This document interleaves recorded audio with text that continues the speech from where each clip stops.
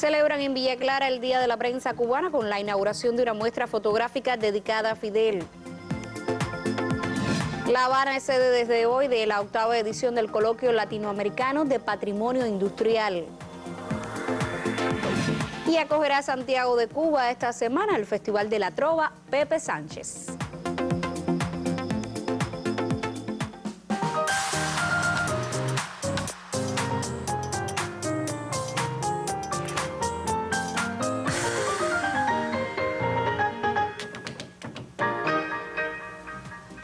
Saludos desde La Habana, abrimos una nueva semana de emisiones del noticiero cultural de la televisión cubana este lunes 14 de marzo de 2016, Día de la Prensa Cubana. Esta jornada tiene para los villaclareños un especial significado. Los festejos propios por la fecha, el hecho de contar con 2 premios nacionales de periodismo José Martí y la oportunidad de rememorar la estancia de Fidel en esa provincia. Así lo confirma una muestra fotográfica abierta al público esta mañana. Muy temprano se encontraron los trabajadores de la prensa en Villa Clara para celebrar su día. En esta ocasión, la jornada inició con el homenaje de los miembros del Buró Provincial del partido, a los que en papel, sonidos e imágenes transmiten una realidad que comparten con el pueblo. Junto al tributo al Che, también el reconocimiento a los medios de prensa del territorio y a 2 hombres, guerrilleros de la palabra y el dibujo inteligente, que este año recibieron el Premio Nacional de Periodismo José Martí, Luis Orlando Pantoja y Pedro Méndez. Para mí la significación de este premio es como si me preguntaran, ¿te gusta el periodismo? No, sí, como si me preguntaran, ¿te gusta el periodismo? ¿Te gusta escribir? Yo, si no hubiera sido periodista, habría sido maestro, porque el magisterio me gusta mucho. Y porque la figura del comandante en jefe Fidel Castro Ruz siempre ha sido principio y guía para la prensa villaclareña, en el Telecentro Provincial se inauguró una exposición fotográfica que atesora momentos inolvidables, recuerdos personales con gran valor testimonial sobre las visitas del líder histórico de la revolución y su intercambio con nuestra prensa. Con el recuento de anécdotas e historias concluyó la jornada. Dio comienzo a otro año de trabajo para nuestros periodistas y profesionales de los medios. Desde Villa Clara, Griselis Moreno para el Noticiero Cultural.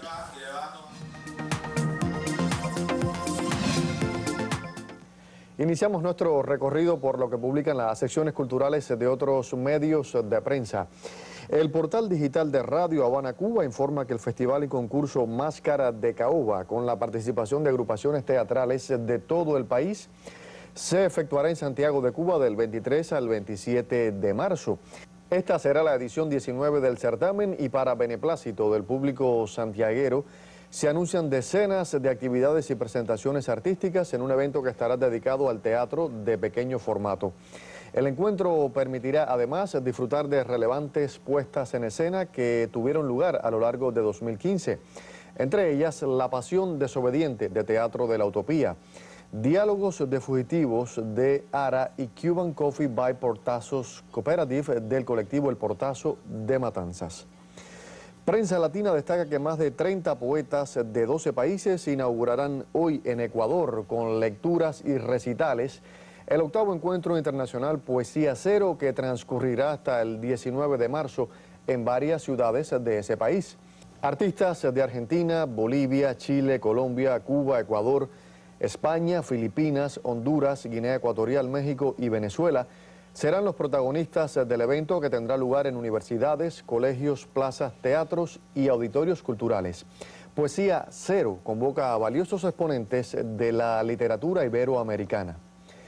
Y por último, el portal digital Cubasí informa que el documental Bola de Nieve, el hombre triste que cantaba alegre, llega hoy a las pantallas del Festival de Cine Latinoamericano de Toulouse, evento que sesiona en esa sureña ciudad francesa. Esa obra audiovisual del realizador José Sánchez Montés se acerca al genial músico cubano Ignacio Villa, conocido como Bola de Nieve, y busca mostrar diversas aristas de su personalidad. Bola nació en Cuba en 1911 y murió en México en 1971, cuando se dirigía a Perú a cumplir con un contrato artístico. Yo estaba en casa de madrina, que ayer me mandó... Y así termina por hoy nuestra revista de prensa Indira. Nos vemos este martes. Gracias, Díbora. Aquí te estaré esperando. Vamos a hacer nuestra primera pausa. Al regreso, la periodista Magda Resic recibirá en el estudio a Nilson Acosta Reyes, vicepresidente del Consejo Nacional de Patrimonio Cultural. Usted no se vaya, ya regresamos.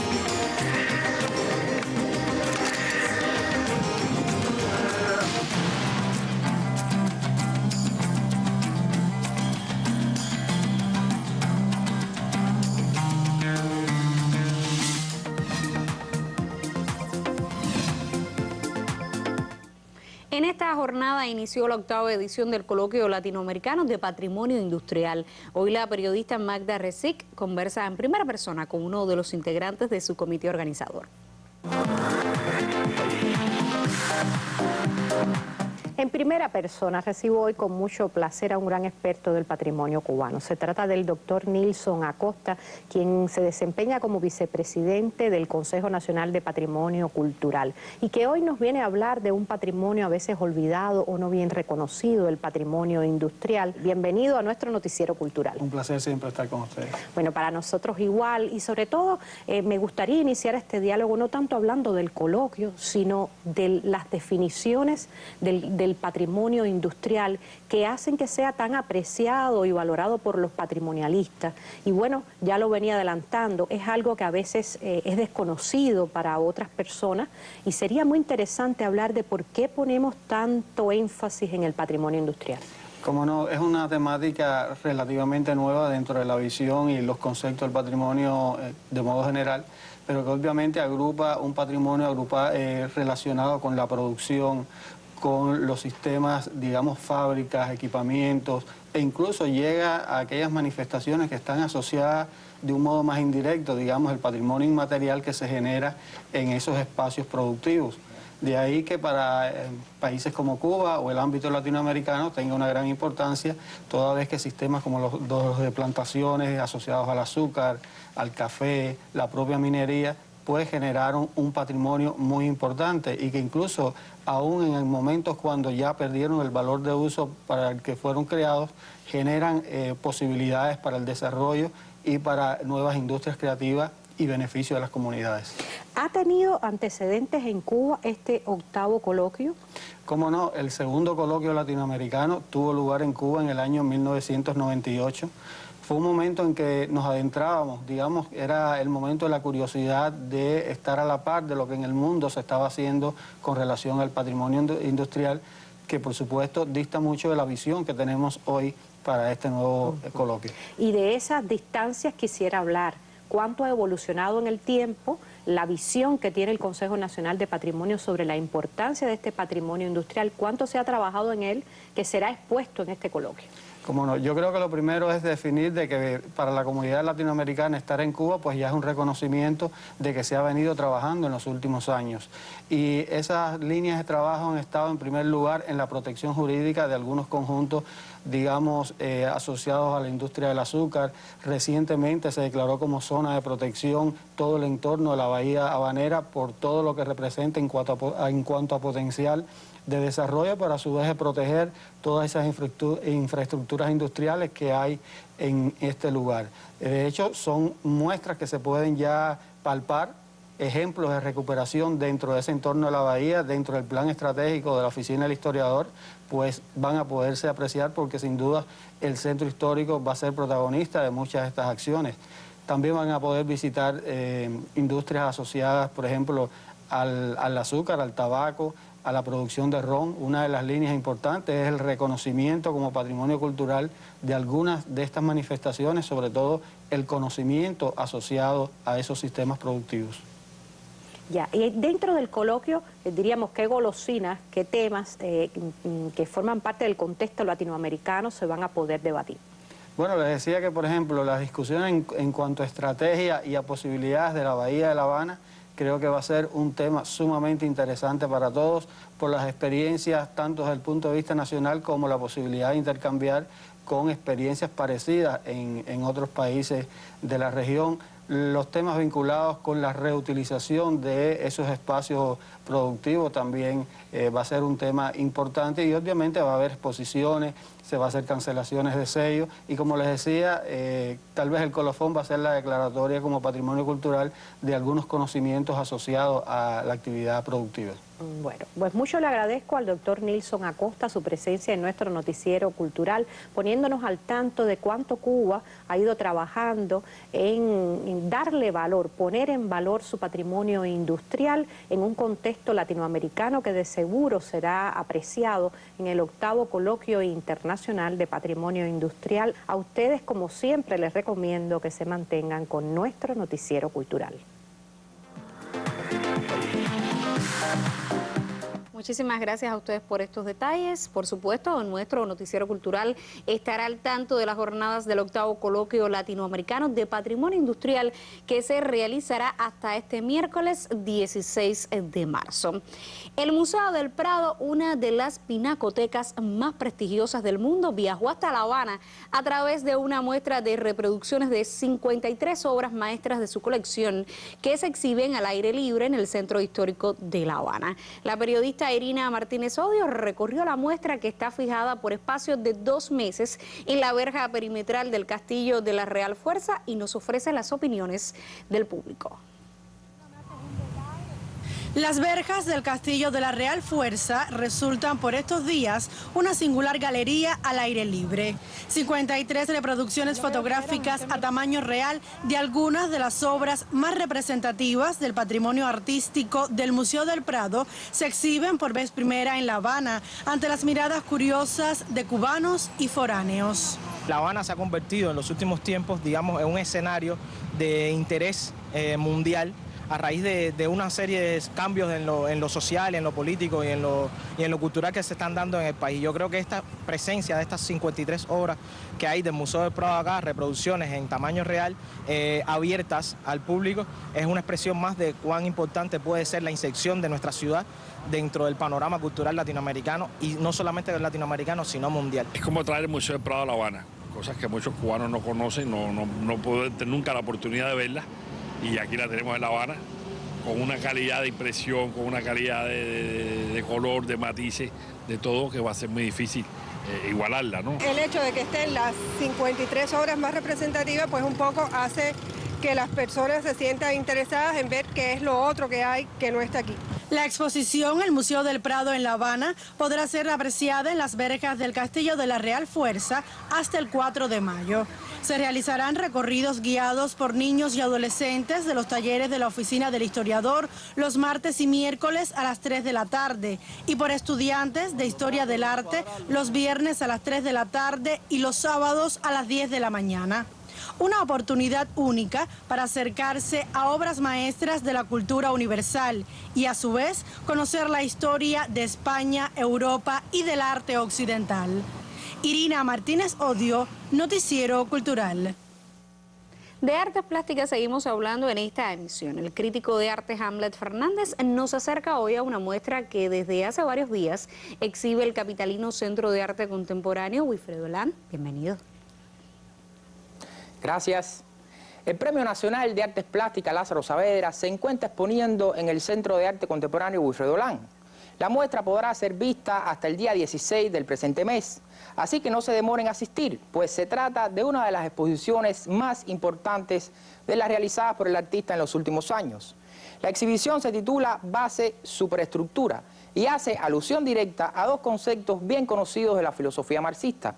La museografía está segmentada espacialmente de acuerdo a este par dialéctico de conceptos. En la planta baja del Centro Lang, el artista ha expuesto obras en las que se abordan problemáticas de la Cuba actual. Son obras en las que el artista se comporta como un cronista social, en las que mira el presente y emite un juicio crítico sobre nuestra realidad. Esa sería la base, la estructura social expresándose en el arte, y ese es el primer espejismo conceptual de la exposición. Lo que el artista nos propone como base no es otra cosa que superestructura, pues es ya una representación de fenómenos que existen y se desarrollan en la realidad. De manera que cuando ascendemos a la segunda planta, en busca de la superestructura, entramos al segundo espejismo conceptual de la muestra. En ese otro nivel, el arte ya no se refiere a problemáticas que tengan un vínculo directo con la realidad social. Aquí las obras tienen como tema de reflexión, o más bien de desvarío conceptual, a problemáticas que conciernen solo al mundo del arte. Lienzos en blanco, dibujos y textos en pared se integran en un relato que es esencialmente conceptual. El contenido artístico no está en los lienzos en blanco, por supuesto, sino en las relaciones conceptuales que se establecen entre los textos y los objetos desplegados por el espacio. En el logro de esa tan importante integración ha tenido un papel decisivo la museografía y el diseño general de la curaduría, a cargo de la experimentada especialista Corina Matamoros. Base Superestructura es una exposición exquisita en su puesta en escena, como pocas en nuestro contexto. Hay un dominio total del espacio por parte del artista y la curadora ha velado por el equilibrio visual, por la distribución equitativa de las obras en cada una de las salas, porque se haga comprensible para el público el discurso general de la exposición. Pero, ¿cuál sería el contenido fundamental de ese discurso conceptual? En mi opinión, el artista ha representado dos niveles de superestructura.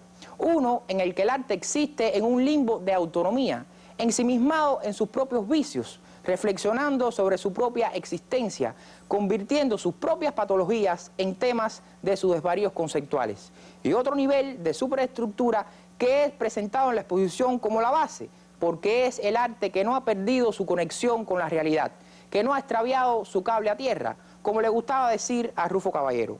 En el primer nivel se mira a la realidad social con compromiso crítico, mientras que en el segundo el arte se aísla de la vida en una burbuja pseudoconceptual. Pero aún en este caso, ¿es posible establecer alguna conexión dialéctrica entre base y superestructura? Quede usted pensando en ello y sobre todo, anímese a visitar la exposición. Gracias. Gracias, Hamlet. Te espero en próximos comentarios. Tiempo de nuestra habitual cartelera cultural. La periodista Liel Loray nos sugiere algunas opciones para los próximos días.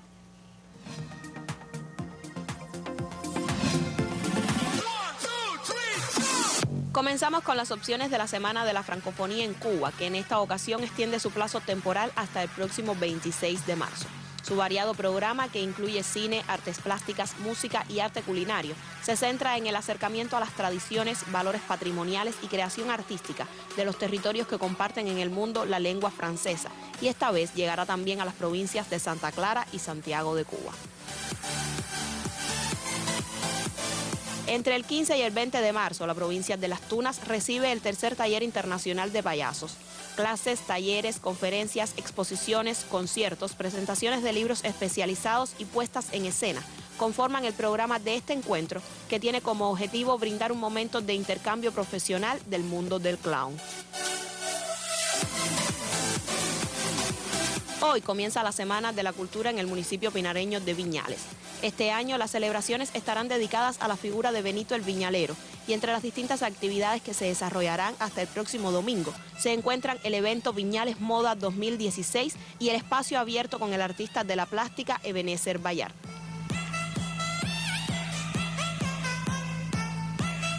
Desde el pasado 11 de marzo se encuentra abierta al público la exposición Diálogo entre Penumbras del artista de la plástica Rigoberto Mena. La Fundación Antonio Núñez Jiménez de la Naturaleza y el Hombre acoge la muestra, que se mantendrá en exhibición durante un mes.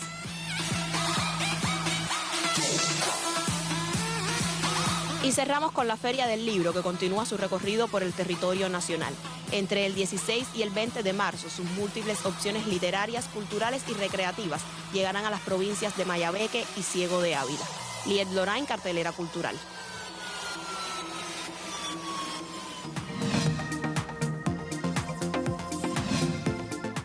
Antes de nuestra segunda pausa, les recuerdo que esta semana le dedicamos nuestra sección Contrapunteo al arte circense en Cuba. Sigue siendo el circo un fenómeno popular. ¿Cómo llega a las comunidades? ¿Cuáles son los retos de ese arte en Cuba? Un equipo de periodistas, especialistas y responsables de instituciones dará seguimiento al tema. Usted puede participar si nos escribe a noticierocultural@ntv.icrt.cu o a nuestra página de Facebook www.facebook.com/noticiero.cultural. Cuba. Vamos a mensajes promocionales. Al regreso le hablaremos de música y ofreceremos detalles de una de las propuestas del Festival de Trova Pepe Sánchez que acogerá esta semana la ciudad de Santiago de Cuba. Usted no se vaya, aún tenemos otras historias para compartir.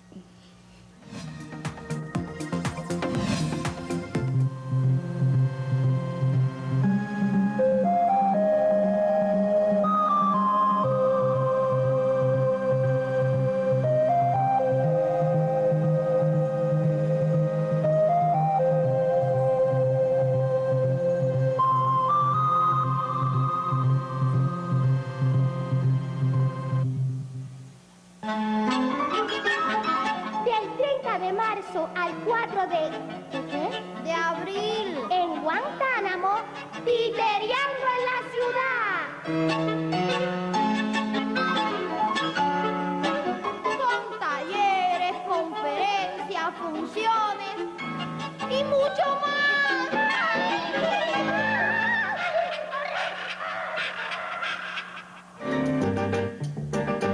Teclas Compás de Piano. Del 10 al 17 de marzo, encuentro de pianistas populares.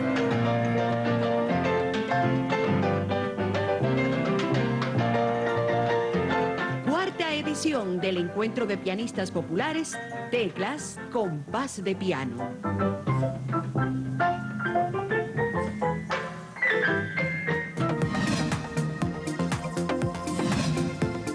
El Festival de la Trova Pepe Sánchez se realizará en Santiago de Cuba del 16 al 20 de marzo.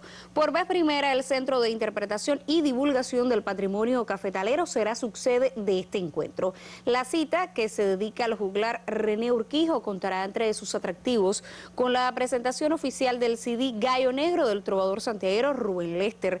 Nuestra corresponsal en ese Oriental Territorio, Karina Sotomayor, ofrece otros detalles. La trova se hizo siempre muy tarde. La trova era una cosa que se extendía tarde en la noche en las casas de la trova. Y entonces siempre estaba el café para mantenerse despierto. Y en los cafés se gestaron y se reunieron muchos trovadores a hacer su obra. Entonces el café es el lugar ideal para un trovador.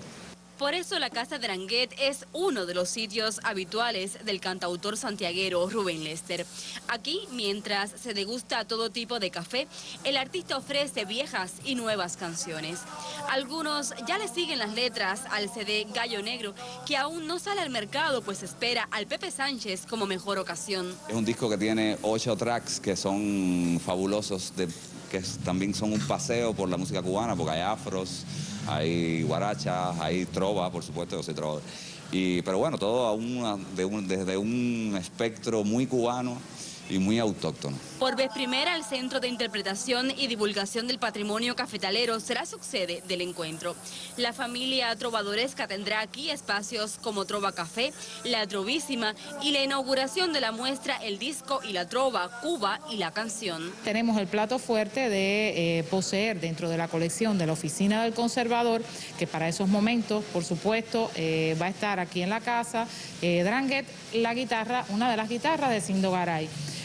Una pieza que va a ser, por supuesto, también de gran interés para aquellos que nos visiten en esos momentos. El Pepe Sánchez se dedica este año al juglar René Urquijo.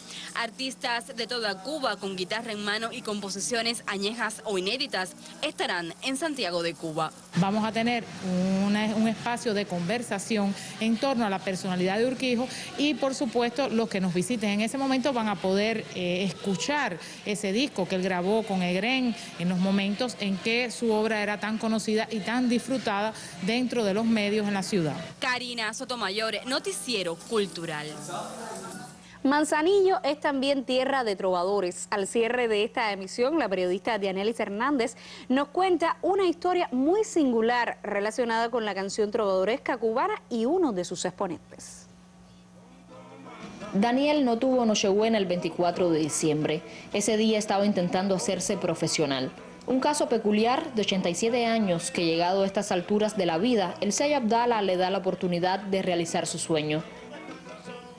Un artista aficionado que trabajó durante mucho tiempo como estibador de puerto, por allá, por Manzanillo, hasta el día de su jubilación. Pero Daniel no ceja en el intento y, acompañado de otros Quijotes, arremeten ahora. Empeñados en salvar lo que es la vieja trova manzanillera, estos músicos por vocación e instinto más que por enseñanza ponen a oídos de todos algo que suena así.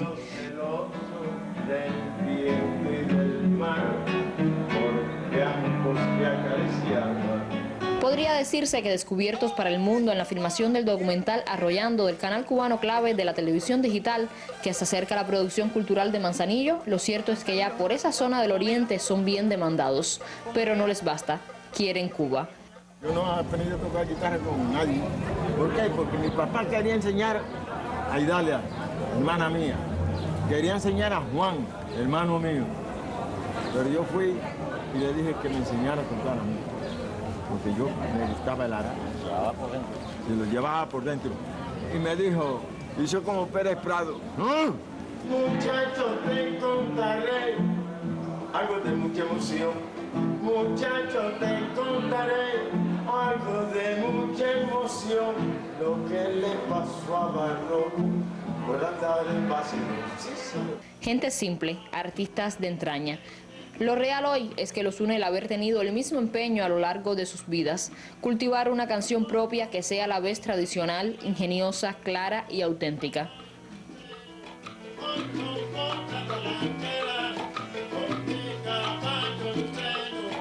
La vieja trova manzanillera podría entonces grabar un disco y recorrer el mundo. Podría quizás salvar la memoria. Y eso puede que no lo sea todo, pero es un buen comienzo. Es uno de los mejores comienzos en la carrera profesional de un viejo artista. Dianelis Hernández, Noticiero Cultural.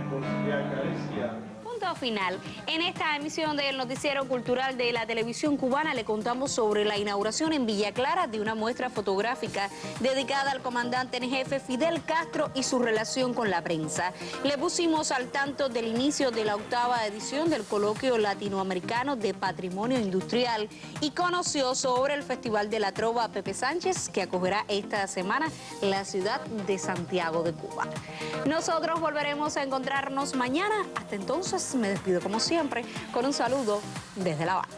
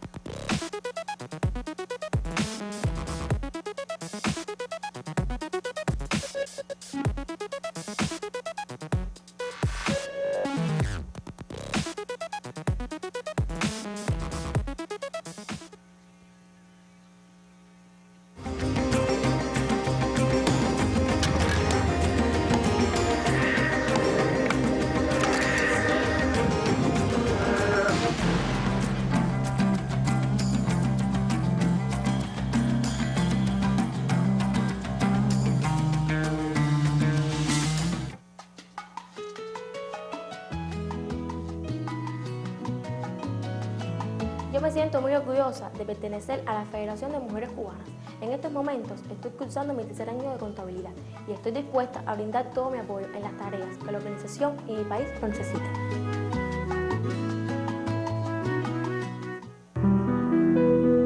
El 14 de marzo de 1892 sale el primer número del periódico Patria, fundado y dirigido por José Martí. Para honrar la fecha, desde los primeros años de la década de 1990, se celebra el 14 de marzo como Día de la Prensa Cubana.